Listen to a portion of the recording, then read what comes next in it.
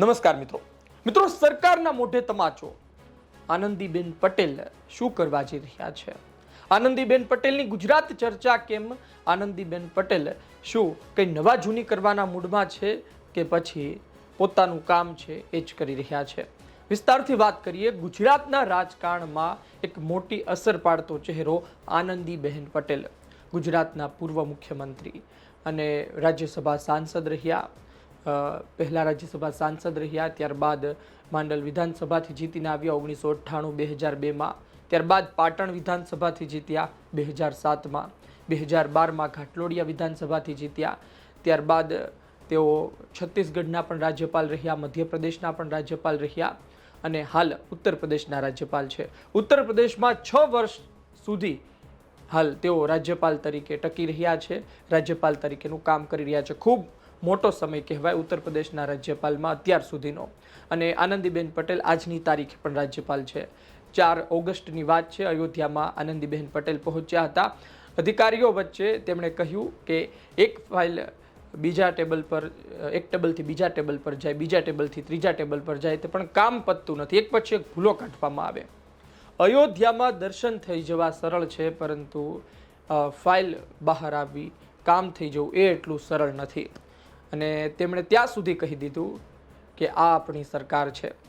મિત્રો, પહેલાં તમે સાંભળશો ને તો તમને બધું સામાન્ય લાગશે, પણ છેલ્લા શબ્દો જે હતા કે આ આપણી સરકાર છે, અને ત્યારબાદ એ પણ કહ્યું કે આ જ પ્રકારનું બધે ચાલી રહ્યું છે, આ જ પ્રકારના વહીવટ અન્ય રાજ્યમાં પણ છે, આ જ પ્રકારની સરકાર છે. વધુ વિસ્તારથી વાત કરવી છે, કારણ કે ગુજરાતમાં તેના મોટા પડઘા પડી રહ્યા છે, ગુજરાતમાં તેની મોટી અસર પડી રહી છે. પહેલા આપ એ સાંભળો કે આનંદીબેન પટેલ શું બોલ્યા. अयोध्या में राम मंदिर के दर्शन करने के लिए कहां से लोग आते हैं.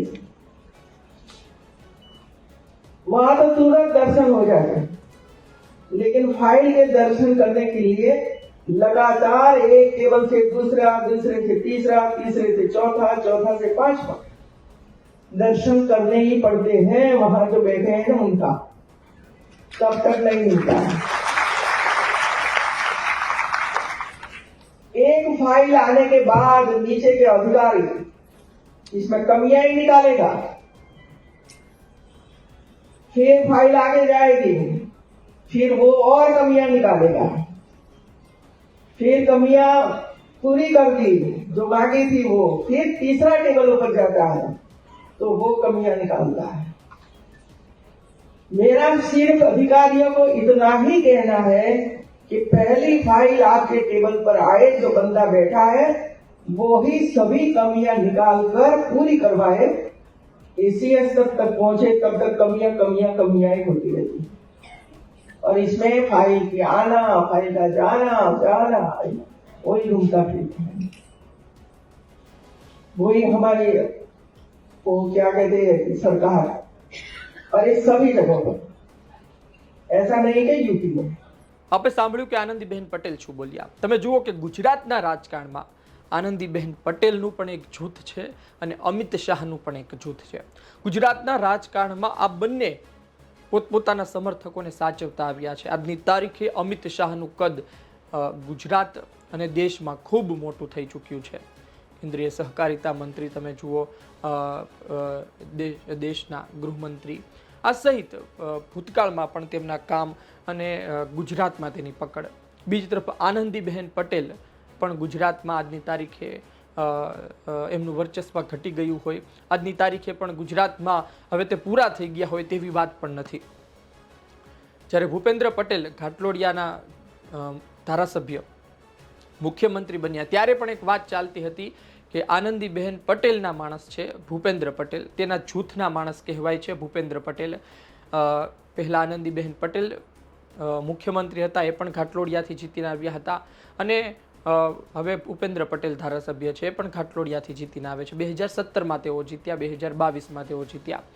વાત એ છે કે આ આનંદીબેન પટેલનો ગુજરાતમાં દબદબો છે અને એનું જૂથ દર વખતે ચૂંટણીમાં એક્ટિવ રહે છે. પણ વાત એ છે કે 6 વર્ષ સુધીનો સમય રાજ્યપાલ તરીકે આનંદીબેન પટેલનો ઉત્તર પ્રદેશમાં થઈ ચૂક્યો છે. આનંદીબેન પટેલ માટે ભારતીય જનતા પાર્ટી શું વિચારી રહી છે અને આનંદીબહેન પટેલ પોતે શું વિચારી રહ્યા છે? શું આનંદીબહેન પટેલ ગુજરાત આવવા ઈચ્છે છે? કારણ કે ખૂબ લાંબો સમય થઈ ગયો, 2019થી વાત છે કે તેઓ છત્તીસગઢના રાજ્યપાલ બન્યા, એ પહેલાંની વાત, પછી મધ્યપ્રદેશના રાજ્યપાલ બન્યા, ત્યારબાદ ઉત્તર પ્રદેશના રાજ્યપાલ બન્યા. એટલે કે ગુજરાતમાં આજની તારીખે તેઓ સક્રિય ખરી, પરંતુ તેઓ ગુજરાતમાં એ પ્રકારે ધ્યાન ન આપી શકે. અન્ય રાજ્યમાં રહેવાનું, અન્ય રાજ્યના રાજ્યપાલ તરીકે પ્રવાસ કરવાનો, એટલે કદાચ તેના મનમાં એવું પણ ચાલતું હોય કે હવે ગુજરાત જવું છે. ભારતીય જનતા પાર્ટી તેમને શું ગુજરાત લાવી રહી છે તેવા સવાલો થઈ રહ્યા છે, કારણ કે તેમના સમર્થકો સોશિયલ મીડિયા પર આ વિડીયો મૂકી રહ્યા છે અને કહી રહ્યા છે કે સરકાર કઈ રીતે ચાલે છે, સરકારમાં કેવા લોકોની જરૂર છે આ જુઓ, સરકારમાં કેવો વહીવટ થઈ રહ્યો છે આ જુઓ. અને તેમણે ઉત્તર પ્રદેશ સહિત તમામ રાજ્યોની વાત કરી, એટલે તેમાં ગુજરાત પણ આવી જાય. એટલા માટે ચર્ચા એ પણ થઈ રહી છે કે ગુજરાતમાં પણ આ જ પ્રકારે અધિકારીઓનું રાજ ચાલે છે, તેના પર નેતાઓની પકડ નથી. અને જ્યારે આનંદીબહેન પટેલ ગુજરાતના મુખ્યમંત્રી હતા, એ કહેવાતું હતું કે અધિકારીઓ પર આનંદીબહેનની પકડ ખૂબ જ મજબૂત હતી. ત્યારબાદ આનંદીબહેન પટેલ બાદ એવી પકડ આજ સુધી અધિકારીઓ પર કોઈ મુખ્યમંત્રી ન લાવી શક્યા હોય તેવું પણ રાજકીય વિશ્લેષકો કહેતા રહ્યા છે. તેમના સમયમાં ખૂબ કોલેજોને મંજૂરી આપવામાં આવી, ત્યારબાદ એવા આરોપ પણ લાગ્યા કે શિક્ષણને ધંધો બનાવવાનું કામ આનંદીબહેન પટેલના કાર્યકાળ દરમિયાન થયું. પરંતુ સારા કામો પણ ગણાવવામાં આવે, સામે ટીકાઓ પણ થતી હોય છે કોઈ પણ મુખ્યમંત્રીનો કાર્યકાળ પૂરો થાય ત્યારબાદ. પરંતુ આજની તારીખે પણ મજબૂત બેશક છે. જોઈએ શું થાય છે. આનંદીબહેન પટેલે વાત કરી છે, ખુલીને બોલ્યા છે, આટલું સોશિયલ મીડિયામાં ચાલી રહ્યું છે, તો એ આમનામ ન ચાલતું હોય, તેની પાછળ કેટલાય મતલબ થતા હોય. અને આનંદીબહેન પટેલ પણ આમનામ આ હદ સુધીનું ન બોલે. તે અધિકારીઓને કહી શકે, પરંતુ ત્યારબાદ એ ના કહે કે આ આપણી સરકાર છે અને આવું તમામ રાજ્યમાં ચાલે છે. એટલે કે ભારતીય જનતા પાર્ટીના સર્વા નેતાઓ પર પણ સવાલો થાય આનંદીબહેન પટેલના આ નિવેદન બાદ. આનંદીબહેન પટેલ આમ છતાં પણ બોલ્યા છે, વિચારીને બોલ્યા હશે, એટલે તો આપણે વિચારી શકીએ કે તેનું મહત્ત્વ કેટલું હોય અને તેના પડઘા પણ કેટલા પડે. બેશક પડઘા પડી રહ્યા છે. જોઈએ આવનાર સમયમાં શું થાય છે. આનંદીબહેન પટેલ જો રાજ્યપાલ તરીકે નિવૃત્ત થાય અને ગુજરાત આવે તો ગુજરાતના રાજકારણમાં ફરી ગરમાવો આવશે. ગુજરાતના રાજકારણમાં કેટલાય એવા નેતાઓ છે કે જે અત્યારે કોરાણે થઈ ચૂક્યા છે, તેઓ ફરી બહાર આવી શકે છે ભારતીય જનતા પાર્ટીમાં. અને રાજ્યપાલ તરીકે 6 વર્ષ તો થઈ ચૂક્યા છે, ખૂબ વધારે સમય છે, હજુ આમનામ જાળવે અથવા તો અન્ય રાજ્યપાલ તરીકે મૂકે તો નવાય નહીં. આપનું શું કહેવું છે કોમેન્ટ બોક્સમાં જરૂરથી જણાવજો. આ વિડીયો, આ માહિતી પસંદ આવી હોય લાઈક કરજો, શેર કરજો. ધન્યવાદ.